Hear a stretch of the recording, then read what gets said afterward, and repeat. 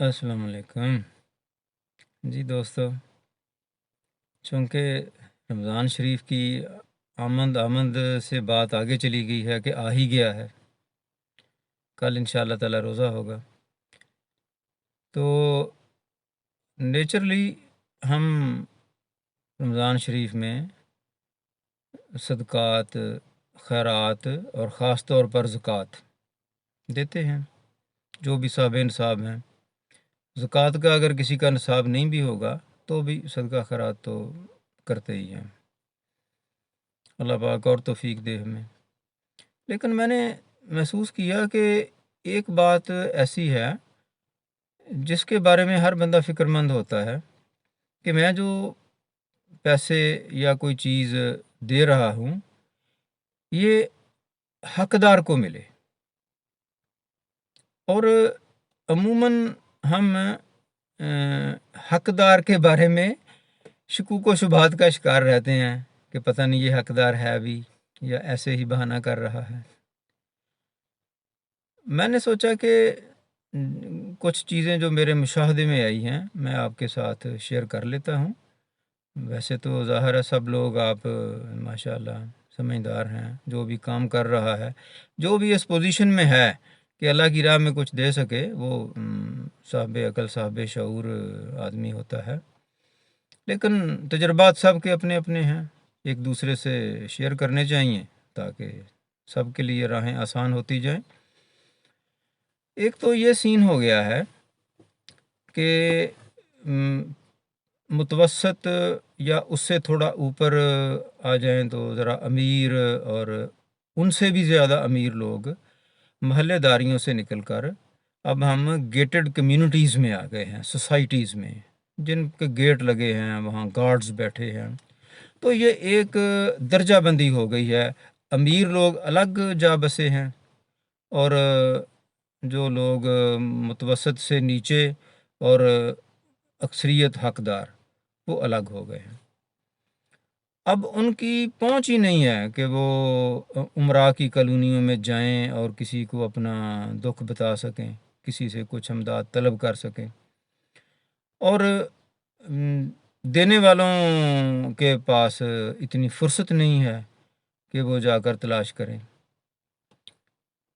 तो एक दो आसान तरीके मुझे समझ में आते हैं। जिस भी कॉलोनी में आप रहते हों उसमें कुछ ना कुछ घर ज़रूर ज़ेर तमीर होते हैं। जो लोग वहाँ मज़दूरी कर रहे हैं, 1000 रुपया डेली शहरों में मज़दूरी है, कहीं 11 या 1200 भी है, लेकिन अमूमन ठेकेदार हजरात 1000 से ज़्यादा नहीं देते। उस पे भी मज़दूर ने ख़ुद ही आना है। अब भले उसने कोई छोटा मोटा मोटरसाइकिल रखा होगा तो पेट्रोल लगेगा उसका, अगर नहीं रखा तो वो चिंगची पे आएगा, वैन पे आएगा, बस से लटक कर आएगा, लेकिन किराया तो देगा ना, आने जाने का किराया। दोपहर का खाना कभी होता था कि मज़दूर लोग साथ बांध कर लाते थे। अब मैंने देखा कि ऐसे ही आते हैं और फिर 4-5 मज़दूर अगर किसी मकान में हैं तो एक आदमी पैसे इकट्ठे करके जाता है और दोपहर को खाना लेके आता है बाहर से।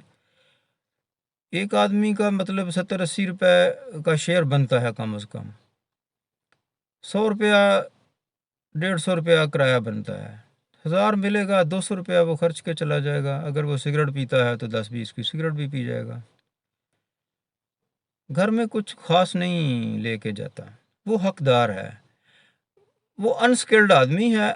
वो यही कर सकता है कि वो ईंटें ढोए, गारा बनाए और आप बिला झिझक उनको पैसे दे सकते हैं।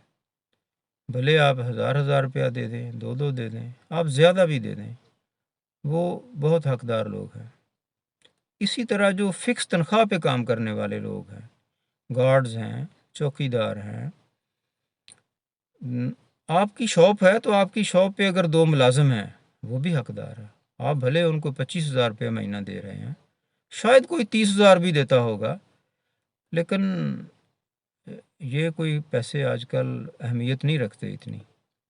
बात बहुत लंबी हो जाएगी, میں ذاتی اپنے ایک دو تجربات بھی شیئر کروں گا، لیکن فی الحال یہی تھا کہ اگر آپ کی شاپ پہ کوئی ملازم نہیں ہے لیکن آپ کی ساتھ والی شاپ پہ ملازم ہے، آپ کے ساتھ کوئی ورک شاپ ہے موٹر سائیکلوں کی، کاروں کی، اس میں بہت سے چھوٹے بچے کام کر رہے ہوتے ہیں، 150 سے زیادہ ان کو نہیں ملتا دن میں، کئی کئی سال تک وہ وہاں ایسے ہی روٹی پہ ہی کام کرتے ہیں، آپ انہیں بھی دے دیں، ان کی اپنی بھی خواہشات اور ضروریات ہوتی ہیں، یا وہ اپنے گھروں کے وہ بڑے ہوتے ہیں، تو وہ بہت دعائیں دیں گے آپ کو، آپ بھی مجھے دعا میں یاد رکھیے گا، بہت شکریہ۔